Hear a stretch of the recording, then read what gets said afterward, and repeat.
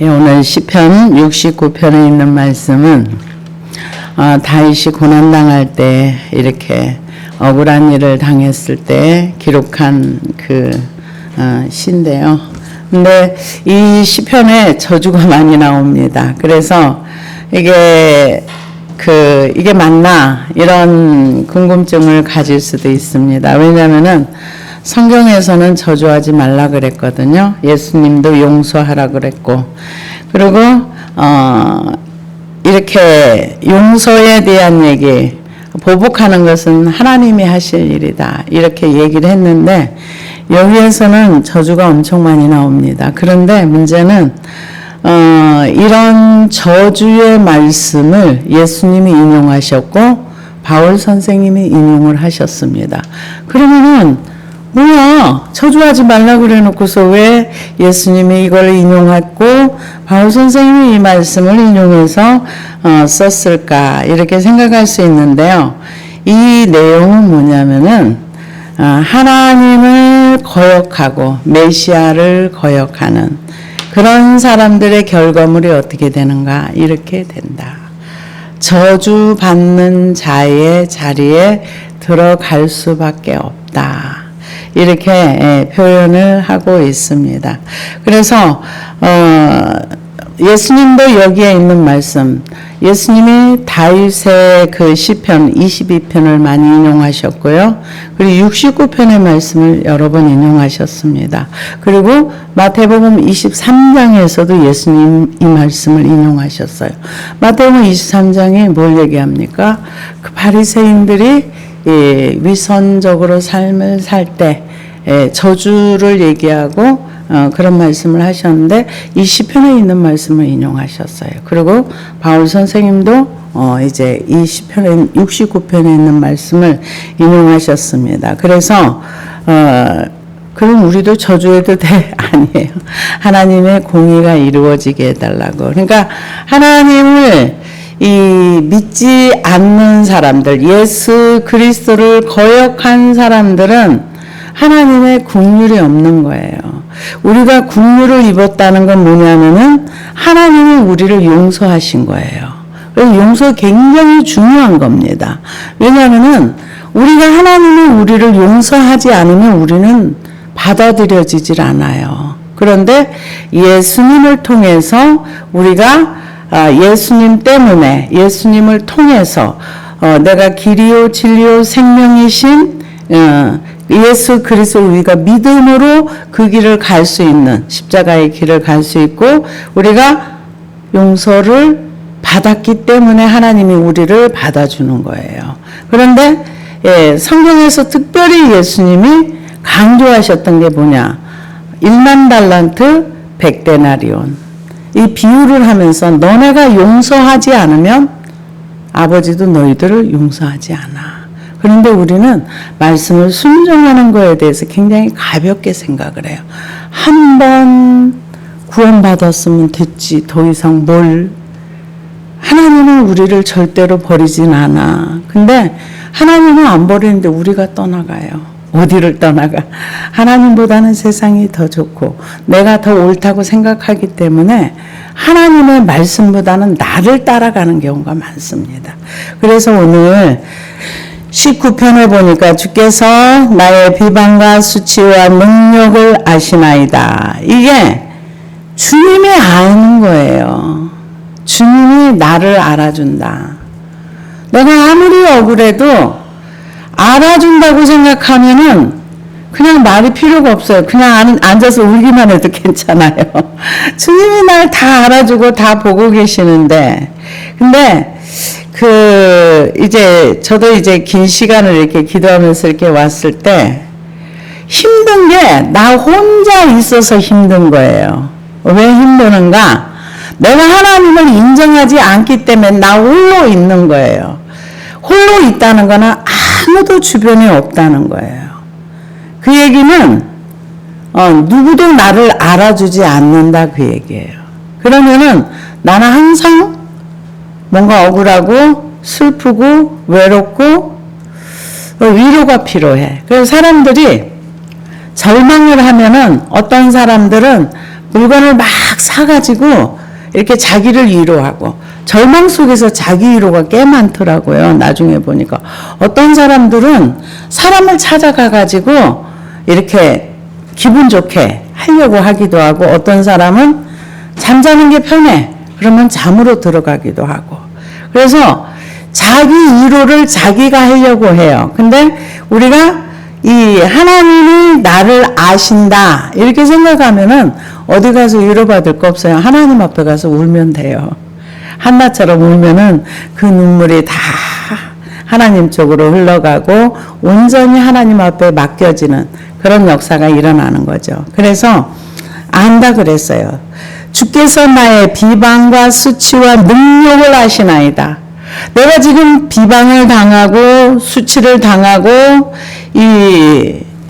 견딜 수 없는 비난을 당하고 이러는데 이미 아신다는 거죠. 그래서 여기에 나오는 능력이란 단어를 켈림마라는 단어를 쓰는데요. 상처를 입히다. 그래서 이 상처를 입혀서 이게 칼이나 뭘로 이렇게 찔리면 아프잖아요. 무지하게 아프다는 얘기예요. 근데 내가 얼마나 아픈 거를 하나님이 아신다. 나의 대적자들이 다 주님 앞에 있나이다. 나만 있는 게 아니라 나를 찌르고 상처 입히고 비방하고 욕하는 그 사람들도 신의 면전 앞에서 그렇게 한다. 그런데 이게 뭘 얘기합니까? 이게 주님을 인정하는 거예요. 내가 신의 면전 앞에 있는 거. 저들이 악을 행하는 것도 신의 면전 앞에서 악을 행한다. 왜요? 왜 이게 신의 면전 앞에 있는 겁니까? 하나님은 우리를 모르는 것이 없어요. 다 알고 계세요. 우리가 하나님이 그렇게 말씀은 내가 너와 같은 줄 아니? 우리는 한계적인 거예요. 눈앞의 것밖에 못 봐요. 근데 하나님은 우주 만물을 다 통치하시고 다 다스리기 때문에 우리가 상상할 수 없는 하나님이라는 거. 그래서 주님 앞에 있나이다. 비방이 나의 마음을 상하게 하며 마음이 상한다. 여기서 상한다는 단어는 산산이 부서지다. 마음이 부서지면은 어떻게 되겠어요? 상상할 수 없는 아프죠. 그래서 나의 마음을 상하게 하며 비방. 그래서 성경에서는 비방하지 말라 그랬어요. 남을 비방하지 말아라. 왜? 마음을 상하게 하니까. 마음을 상하게 하여 근심이 충만하니 불쌍히 여길 자를 바라나 없고 긍휼히 여길 자를 바라나 찾지 못하였도다. 근데 다윗이 뭐라 그랬어요? 나의 어머니에게는 객이 되고 나의 형제에게는 객이 되고 나의 어머니의 자녀에게는 낯선 사람. 형제들에게 가서도 위로받지 못하고 어디서도 용납되어지지 않는 거. 그러니까 자기가 받아들여지지 않는 거. 내 모습 이대로 받아줄 수 있는 사람이 없는 거. 내 모습 이대로 부모가 나를 영접 받아주고 이렇게 품어주면 거기서 위로를 얻는데 다윗은 누구도 지금 위로받지 못한다는 거죠. 그래서 불쌍히 여길 자 바라나 없고 긍휼히 여길 자를 바라나 찾지 못하였나이다. 이 근심이 엄청 많았다는 거죠. 그래서 아마도 그 학자들의 말에 의하면은 요압이 압살롬을 따라갔을 때 아니죠. 요압이 아니라 아도니아가 압살롬을 따라갔을 때 그때 굉장히 마음이 힘들지 않았겠나.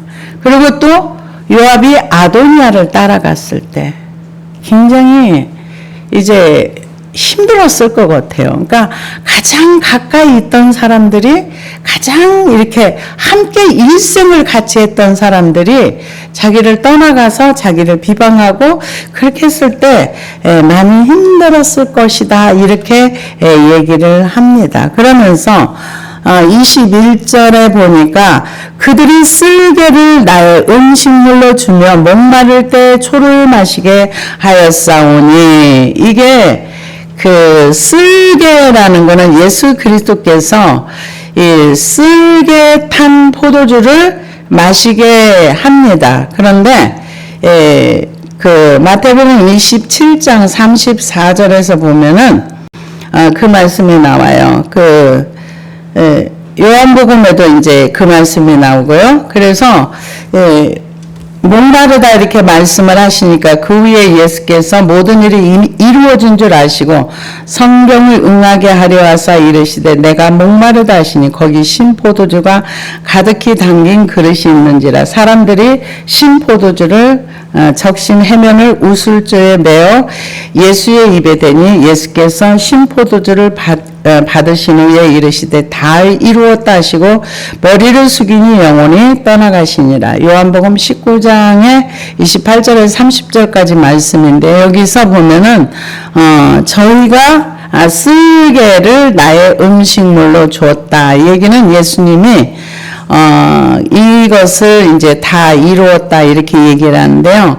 이게 그 쓸개탄 포도주는 뭐냐면은 굉장히 쓴 거, 독처럼 아주. 그래서 이게 좋은 뜻으로 준 게 아니라는 거죠. 왜냐하면 예수님을 조롱하고 했던 사람들이 이렇게 이런 걸 줬다는 거는 아주 하찮은 천민들이 마셨던 어떤 그런 낮은 질의 포도주였다. 이렇게 얘기를 하고요. 조지 혼이라는 사람이 뭐라고 얘기를 했냐면은 그리스도의 고난의 끝자락에서 그분은 아무 위로자 없이 그리고 아무 동행자 없이 홀로 버려지셨다. 이 모든 것이 그분에게 일어났다는 것은 그 쓰디씀과 신랄함이 농축되어 슬픔의 컵에 담겨졌다. 참 표현을 잘했어요. 슬픔의 컵에 담겨졌다. 이렇게 얘기를 하면서 쓸개탄 포도주를 예수님에게 줘서 이렇게 마시겠다니까는 그만큼 고통스럽고 버려진 예수님이라는 거죠. 이것을 다윗이 썼는데 이것을 예수님이 그대로 이제 이루어지는 그 성취되는 역사를 봅니다. 그래서 마태복음 28장 48절에도 보니까 그 중에 한 사람이 곧 달려가서 해면을 가져다가 신포도주의 적시에 갈대 깨어 마시게 하거늘 그 남은 사람들이 이르되 가만두라 엘리야가 와서 그를 구원하나 보자 하더라. 그러니까 마지막까지 예수님이 조롱을 받으신 거예요. 그래 뭐 어쩌고 저쩌고 했는데 어제 한번 와서 살려주나 보지 뭐 이러면서 예수님 끝까지 조롱했던 것을 볼 수가 있습니다. 그래서 목마를 때 내가 목마르다 그러니까 쓴 그 쓸개탄 포도주를 갖다 줬던 것처럼 초로 마시게 하였사오니 그들의 밥상이 올무가 되게 하시며 그들의 평안이 덫이 되게 하소서. 이 말씀은요, 그 악인들을 징벌해 달라는 요구라고 볼 수가 있는데요. 이 말씀을 누가 인용했는? 바울 선생님이 인용하셨어요. 바울 선생님이 어떻게 인용했느냐? 로마서 11장 9절에서 12절에 보니까 다윗이 이르되 그들의 밥상이 올무와 덕과 거치는 것과 보온이 되게 하시옵고 그들의 눈은 흐려보지 못하고 그들의 등은 항상 굳게 하옵소서 하였느니라. 그러므로 내가 말하니 그들이 넘어지기까지 실족하였느냐? 그럴 수 없느니라. 그들이 넘어짐으로 구원이 이방인에게 이르러 이스라엘로 시기나게 함이니라. 그들이 넘어지는 세상의 풍성함이 되며 그들이 실패가 이방인의 풍성함이 되거늘 하물며 그들의 충만함이리요. 이렇게 얘기를 했는데요. 여기서 그들의 밥상이 올무가 되게 하시며 그들의 평안이 되게 하소서. 그러고 나서 그들이 눈이 어두워 보지 못하게 하시며 그들의 허리가 항상 떨리게 하소서. 이 말씀을 그대로 인용한 거예요. 바울 선생님. 이 얘기는 무슨 얘기냐면은 예수 그리스도를 거절한 유대인들이 이런 결과가 올 것이다. 메시아를 거절한 그들에게. 그러니까 예수 그리스도를 거절한 사람은 이 땅에서도 저주지만 영원한 저주 가운데 들어간다는 거예요. 우리는 천국 복음을 정말 천국이 믿어지고 지옥이 정말로 믿어진다면 영혼들을 위해서 기도 많이 해야 돼요. 이거는 선택받은 백성임에도 메시아를 거절하는 사람은 결과적으로 여기 밥상이 올무가 된다는 것은, 밥상이 여기 성경에서 말하는 밥상은 사업을 하면은 보통 계약하기 전에 먼저 밥을 먹고 그러면서 사인하면서 이렇게 사업적인 걸 얘기하는데, 이게 올무가 돼서 올무가 된다는 거예요. 묶여가지고 실패자가 된다는 거죠. 그리고 되게 아시며 그들의 평안이 덫이 되게, 평안한 것도 결국은 메시아를 거절하고 나면 결과물이 뭐예요? 아무것도 남는 게 없는 거죠. 그래서 여기에서 뭐라 그러냐면 넘어지기까지 실족하였느냐? 그럴 수 없느니라. 근데 하나님이 이 유대인들이 메시아를 거절함으로 인해 가지고 복음이 이방인들에게 와서 우리가 구원받고 하늘 백성이 됐다. 그런데 하나님이 이방인에게도 이렇게 구원의 은혜를 줬다면 그들이 나중에 회개할 때는 얼마나 큰 충만함이 있겠느냐, 이렇게 얘기를 하면서 이 말씀을, 저주한 말씀을 그대로 갖다가 인용을 한 거예요. 이건 뭐예요? 메시아를 거절하고 거역하고 하나님을 거절하면은 결과물이 이렇게 나빠진다, 저주 가운데 들어간다, 그것을 얘기합니다. 그래서 눈이 어두워 보지 못하게 한다는 것은 이 메시아가 안 보이는 거예요. 말씀이 안 보이는 거예요. 그래서 우리가 그 요한일서에 보면은 어두운 가운데 있는 자들이 누군가, 형제를 미워하는 자는 어두운 가운데 있어 그 눈이 멀어서 갈 바를 알지 못한다 그랬어요. 그래서 우리는 말씀을 순종해도 되고 안 해도 되는 게 꼭 해야 되는 거예요. 근데 의외로 사람들이 이 용서하는 거를 몰라요. 그래서 용서를 모르다 보니까 안 해요. 어디서부터 용서해야 되는가? 내 제일 가까운 가족부터 용서가 들어가야 돼. 부모, 형제부터 용서해야 돼. 그러고 나서 주변으로 가야 되는 거예요. 이거는 해도 되고 안 해도 되는 게 아니에요. 이건 뭐라 그래? 그들의 눈이 어두워 보지 못하게 하시며 그들의 허리가 항상 떨리게 하소서. 이걸 이렇게 얘기를 했는데요. 이 허리가 항상 떨린다는 게 아니라 허리가 접혀지는 거, 폴더 이렇게 접혀지는 거 얘기. 그럼 뭐 허리가 꺾이면 죽는 거예요. 어떤 사람들 예수 그리스도를 거절하고 하나님의 말씀을 거역하고 거절한 사람들, 그런 사람들은 하나님의 진노 가운데 있다. 근데 이거를 다윗을 미워하는 사람들에게 이렇게 지금 다윗이 얘기를 하지만 이거는 뭘 얘기하는가? 하나님의 공의가 이루어지게 해주세요. 하나님의 공의가 없으면요, 천국은 난장판이 돼요. 하나님의 공의로서 지옥 갈 영혼들은 하나님을 거절하고 말씀을 거역한 사람들은 지옥을 가지만, 천국에는 어떤 사람들? 말씀을 순종한 사람들, 받아들인 사람들. 이게 받아들이는 거가요, 참, 받아들인다는 게 뭐예요? 영접하는 거잖아요. 말씀을 영접하고 예수 그리스도를 영접하면은 자녀가 되는 권세를 줘. 예수 그리스도를 거역하고 거절하면은 하나님과 상관이 없어. 근데 삶 속에서도요, 환경을 받아들이고 이걸 받아들이면은 어떻게 돼요? 내 마음이 넓어지고 편안합니다. 우리가 왜 불편한 줄 아세요? 못 받아들이면 불편해요. 사람을 못 받아들이면 불편하고 환경을 못 받아들이면 불편하고. 저도 왜 이렇게 힘들었나 봤더니 이 힘든 환경이 난 싫어. 나는 편안하고 싶어. 근데 환경이 내가 원하는 만큼 편안하질 않아. 그러니까 더 힘드는 거예요. 예를 들어서 다른 사람은 받아들이면 10이 힘들 걸 나는 못 받아들이면 100이 힘들어요. 지나고 보니까 그랬더라고요. 그래서 여기에서 눈이 어두워 보지 못하게 하시며 그들의 허리가 항상 떨리게 하소서. 허리가 접히면 살지 못합니다. 그래서 주의 분노를 그들 위에 부으시며 주의 맹렬하신 노가 그들에게 미치게 하소서. 그렇게 얘기했는데요. 신명기 28장 44절에 보면은 그는 내게 구워줄지라도 너는 그에게 구워주지 못하리니 그는 머리가 되고 너는 꼬리가 될 것이라. 내가 내 하나님 여호와의 말씀을 청종하지 아니하고 내게 명령하신 그 명령과 규례를 지키지 아니하므로 이 모든 저주가 내게 와서 너를 따르고 내게 이르러 마침내 너를 멸하리니. 누가? 말씀을 지키지 않는 사람.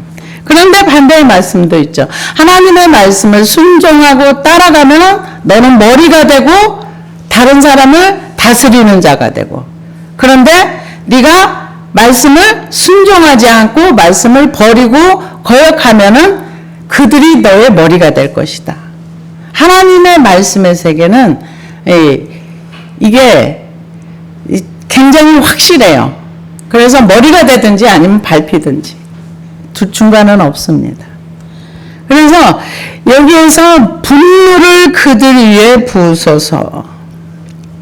하나님은 죄를 지으면 죄가 있는 곳에 하나님께서 화내십니다. 매일매일 회개하지 않는 사람을 향해서 화를 내신다. 시편 네, 그렇게 나와 있습니다. 그래서 주의 분노를 그들 위에 부으시며 그들의 주의 맹렬하신 노가 그들에게 미치게 하소서. 그들의 거처가 황폐하게 하시며 그들의 장막에 사는 자가 없게 하소서. 거처는 둘러싸다, 둥글게 묶다라는 뜻의 투르에서 나온 단어인데요. 유목민들이 천막을 칠 때 둥글게 둘러싼 천막을 치는데 여기 황폐하게 해달라고는 거기에 이제 후손이 없다는 얘기예요. 그래서 생활 터전은 잃어버릴 뿐만 아니라 후손도 얻게 해달라. 그렇게 얘기를 합니다. 그래서 이 하나님을 거역한 사람들, 의인을 핍박하는 사람들, 메시아를 거역한 사람들, 이런 사람들은 이런 결과가 온다. 이게 하나님의 공이다 이거예요. 근데 이거는 우리가 기도하지 않아도 그냥 하나님이 행하시는 일이에요. 근데 이런 상황 속에 메시아가 예수 그리스도가 몰려서 이대로 쓸개탄 포도주를 마셨고 초로 마셨고 그러면서 그들이 메시아를 못 알아봤잖아요. 알아볼 수가 없었죠. 그래서 이 하나님께서 여기 보면은 장막에 사는 자가 없게 하소서. 무릇 그들이 주께서 치신 자를 핍박하며 주께서 상하게 하신 자의 슬픔을 슬픔을 말하여 싸우니 그들의 죄악에 죄악을 더하사 주의 공의에 들어오지 못하게 하소서. 굉장히 무서운 얘기죠. 이건 무슨 얘기냐면은 다윗이 지금 죄를 져서 하나님의 징계를 받았어요. 징계를 받아서 안 그래도 아파.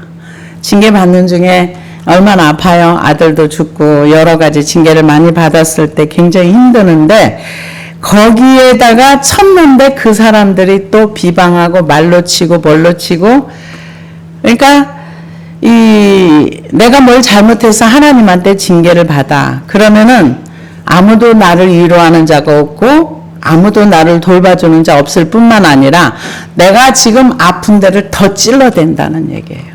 더 아프게 한다는 얘기예요. 그래서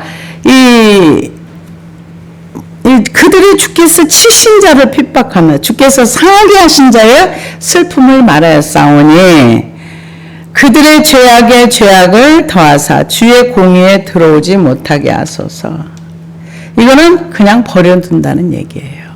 그래서 로마서 1장 24절에 보니까 그러므로 하나님께서 그들을 마음의 정욕대로 더러움에 내버려 두사 그들의 몸을 서로 욕되게 하게 하셨으니 또한 그들이 마음에 하나님 두기를 싫어하며 하나님께서 그들을 그 상실한 마음대로 내버려 두사 합당하지 못한 일을 하게 하셨으니 또 30절에 보니까 비방하는 자여 하나님께서 미워하시는 자여 능욕하는 자여 교만한 자여 자랑하는 자여 악을 도모하는 자여 부모를 거역하는 자여 우매한 자여 배악한 자여 무정한 자여 무자비한 자라. 그들이 이 같은 일을 행하는 자를 사형에 해당한다고 하나님께서 정하심을 알고도 자기들만 행할 뿐 아니라 그런 일을 행하는 자들을 옳다 하느니라. 그러니까 죄 짓는 사람들을 옳다고 하면서 죄를 더한다는 거죠. 근데 이런 것들은 하나님이 미워한다는 거예요. 죄를 하나님이 미워한다는 생각 사람들이 별로 하지 않아요. 그래서 여기 죄악에 죄악을 더하사 주의 공의에 들어오지 못하게. 그런데 우리가 회개할 수 있다는 것은 엄청난 축복입니다. 왜요? 회개를 안 하면은요, 우리 죄가 계속 쌓여가는 거예요. 그걸 몰라요, 사람들이. 그리고 로마서 2장 4절에서 5절 보니까 혹 내가 하나님의 인자하심이 너를 인도하여 회개하게 하심을 알지 못하여 그의 인자하심과 용납하심과 같이 길이 참으심이 풍성함을 멸시하느냐. 다만 내 고집과 회개하지 아니한 마음을 따라 진노의 날 고 하나님의 의로우신 심판에 나타나는 그날에 임할 진노를 내게 쌓는도다. 어디 한 번만 회개하면 된다는 성경 구절이 어디 있어요? 한 번만 딱 회개하면 된대요. 예수님이 십자가에서 모든 죄를 다 가져갔기 때문에 예수 믿을 때 한 번 딱 회개하면 된대요. 아닙니다. 우리의 죄를 회개하지 않으면 계속 쌓이고요. 우리의 고집은 부리면 부릴수록 고집이 더 강화됩니다. 죄는 놔두면 점점 강화되지 약해지지 않아요. 이게 회개하지 않는다면 하나님의 진노가 우리 위에 쌓인다는 것을, 이게 지금 로마서에 있는 말씀인데도, 구약이 아닌데도 사람들이 이런 말을 안 들으려고 하고 이상한 쪽으로 말을 합니다. 아닙니다. 내가 남을 미워했으면 회개해야 되고요. 용서해야 되고요. 용서하지 않으면은요, 안 없어져요. 절대로 안 없어져요. 그대로 있어요. 그래서 여기서 죄의 죄악을 더하사 하나님의 공의에 들어오지 못하게 하소서, 이렇게 얘기를 하고 있습니다. 그래서 그들을 생명책에서 지우사 의인들과 함께 기록되지 말게 하옵소서. 우리가 생각할 때는 하나님은 원수를 사랑하며 너를 미워하는 자를 선대하며 너희를 저주하는 자를 위하여 축복하며 너희를 모욕하는 자를 위하여 기도하라. 누가복음에 이렇게 말했는데 여기는 반대잖아요. 생명책에서 지워달라고. 예수님께서 십자가를 지시고 알지 못하는, 십자가를 못 박는 그들을 위해서도 알지 못하여 그렇다 용서해달라고 했습니다. 그런데 여기서는 생명책에서 지워달라. 생명책에 지워진다면 천국에 못 가는 거죠. 그런데 로마서 11장 9절에서 이렇게 이 말씀을 그대로 또 인용도 했고요. 또 마태복음 23장에 보면은 38절에 보면 보라 너희 집이 황폐하여 버려진 바 되리라. 화 있을진저 외식하는 서기관들과 바리새인들이여 너희는 선지자의 무덤을 만들고 의인들의 비석을 꾸미며 이르되 뱀들아 독사의 새끼들아 너희가 어떻게 지옥의 판결을 피하겠느냐. 이 구약 시대에는 그 히브리 사람들이 자신의 족보를 가지고 있듯이 하나님의 그 생명책이 자기 이름에 기록됐다고 확신을 했답니다. 그런데 예수님께서 이 땅에 오셔서 바리새인들을 향해서 독사의 새끼들아, 뱀들아, 독사의 새끼들아, 너희가 어떻게 지옥의 판결을 피하겠느냐. 뭘 얘기합니까? 예수 그리스도를 거절한 사람들. 황폐하게 된다. 너 보라 너희 집이 황폐하여 버려진 바 되리라.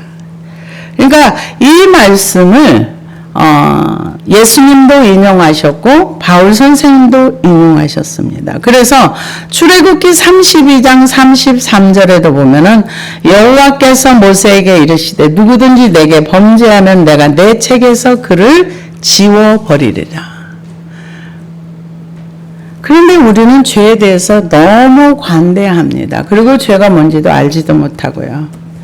그래서 이 다니엘 12장 1절에도 보니까 그때 내 민족이 호위하는 큰 군주 미가엘이 일어날 것이요 또 환란이 있으리니 이는 개국이라도 그때까지 없던 환란일 것이라. 그때 내 백성 중 책에 기록된 모든 자가 구원을 받을 것이라. 책에 기록된 자가 누굽니까? 생명책에 기록된 자. 계시록 21장 27절에도 무엇이든지 속된 것이나 가증한 일 또는 거짓말하는 자는 결코 그리로 들어가지 못하되 오직 어린 양의 생명책에 기록된 자들만 들어가리라. 성경에서는요 거짓말을 굉장히 크게 말합니다. 거짓의 아비가 마귀라 그랬어요. 근데 우리의 일상에서는 거짓말을 가볍게 생각합니다. 하나님이 크게 말하는 건 우리도 크게 받아들여야 돼요. 성경에서 하지 말라고 하는 거는 안 하는 게 좋습니다. 그래서 생명책에서 지오사 의인들과 함께 기록되지 말게 하소서. 누가 하나님을 믿고 지금 환난받고 있는 다윗을 향해서 비방하고 저주하고 이상한 음식 갖다 주고 먹으라 그러고 이런 다윗의 이제 자기의 상황을 얘기했지만 이것은 메시아의 시라. 메시아가 이 땅에 오셔서 이런 고난을 당하고 이렇게 버려진 바 되고 이럴 것이다. 그래서 시편 69편은 메시아의 시다. 이렇게 얘기를 합니다. 그래서 이 예수 그리스도를 대적하고 버린 사람들 생명책에 기록되지 않습니다. 그래서 예수님께서 그 가룟 유다에게도 기회를 여러 번 줬죠. 그 성만찬 할 때 너희 중에 누가 나를 팔 것이다 그랬을 때 서로 저는 아니지요 이렇게 얘기할 때 가룟 유다가 손을 이제 같이 넣었을 때 지금 여기에 손을 넣는 그다 그랬을 때 아무 말 안 하고 그냥 나가버리잖아요. 그래서 하나님이 예수 그리스도를 받아들이고 영접하고 말씀을 순종할 기회를 정말 여러 번 줬어요. 근데 가룟 유다하고 베드로하고 다른 점이 뭐예요? 가룟 유다는 후회를 했고요. 베드로는 회개를 했어요. 후회하는 것과 회개하는 건 다릅니다. 후회는 자책을 하는 거고요. 회개는 하나님 쪽을 향해서 돌이키는 거예요. 완전히 돌이키는 거예요. 그래서 회개하면 살지만 후회하면 결과가 나오는 것이 없습니다. 그래서 이 하나님은 어떤 하나님인가? 모든 사람이 다 구원받기를 원하세요. 근데 모든 사람이 다 구원받지 못합니다. 왜? 거절하니까. 누가 받습니까? 영접하는 자.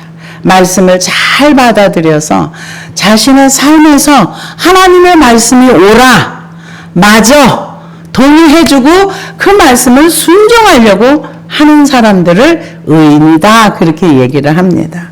그래서 오직 이제 29절에 오직 나는 가난하고 슬프오니 하나님의 주의 구원으로 나를 높이소서.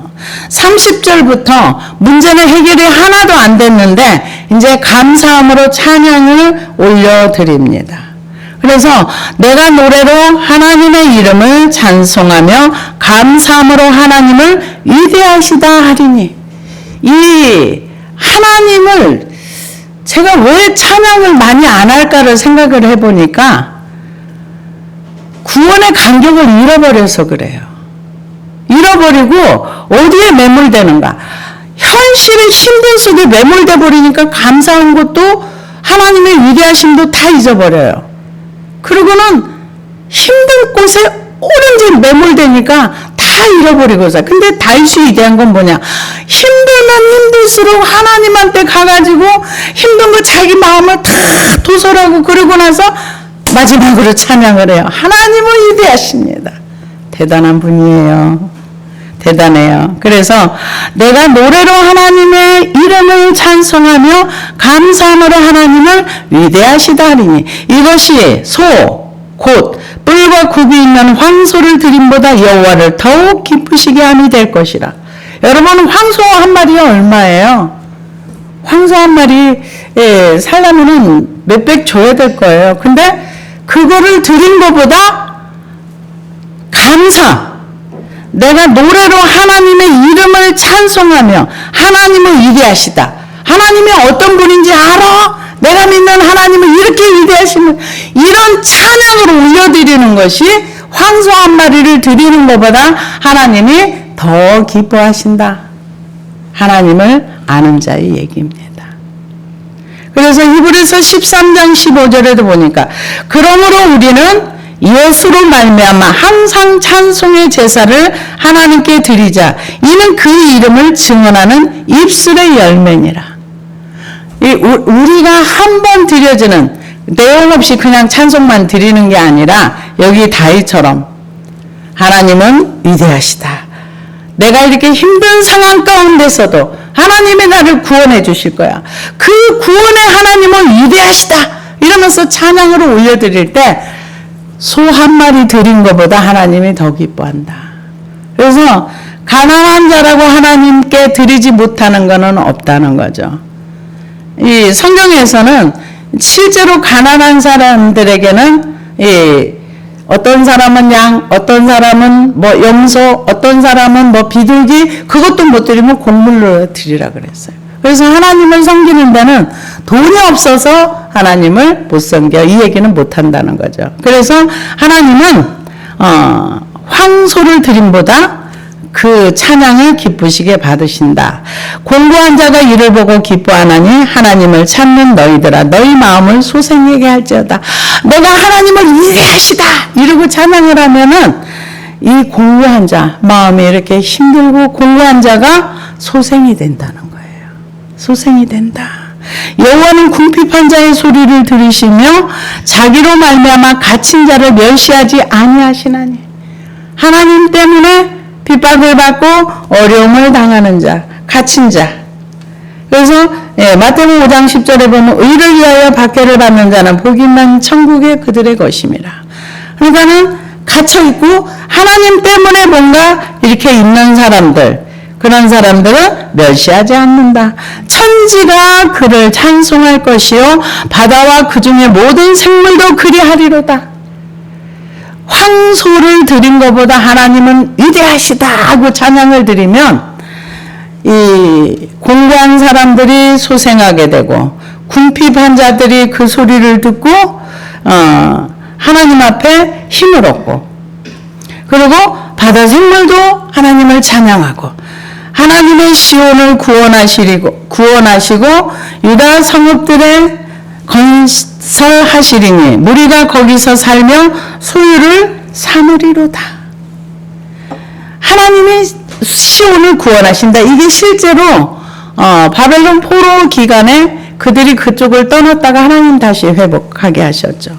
그거 1차로 이제 회복되었고요. 나중에는 이제 이스라엘이 2000년 동안 방황하다가 지금 다시 그 자리에 들어와 있습니다. 그래서 로마서 9장 6절에 보니까 그러나 하나님의 말씀이 폐허해진 것 같지 않도다. 이스라엘에게서 난 그들이 다 이스라엘인이 아니요. 그런즉 우리가 무슨 말을 하리? 의를 따르지 아니한 이방인들이 의를 얻었으니 곧 믿음에서 난 의요. 의의 법을 따라간 이스라엘은 율법에 이르지 못하였으니 어찌 그러하냐? 이는 그들이 믿음을 의지하지 않고 행위를 의지함이라. 부딪힐 돌에 부딪혔느니라. 기록된 바 보라 내가 걸림돌과 거치는 바위를 시온에 두느니 그를 믿는 자는 부끄러움을 당하지 아니하리라 한가 같으니. 시온이 회복된다는 거죠. 그래서 건설하시리니 무리가 거기에 살며 소유를 삼으리로다. 그의 종들의 후손이 또한 이를 상속하고 그의 이름을 사랑하는 자가 그 중에 살리로다. 지금 이스라엘 후손들이 그 율법이 폐해진 게 아니라는 거죠. 그래서 사람들은 하나님이 이스라엘을 버렸고 교회를 이스라엘로 대체했다. 이걸 대체 신학이라고 얘기를 합니다. 아니요. 바울 선생님 분명히 얘기했어요. 이스라엘과 언약이 폐하해진 게 아니야. 깨진 게 아니야. 그게 아니고 이스라엘은 잘못하면 두들겨 맞아. 그 대신 다시 회복이 돼.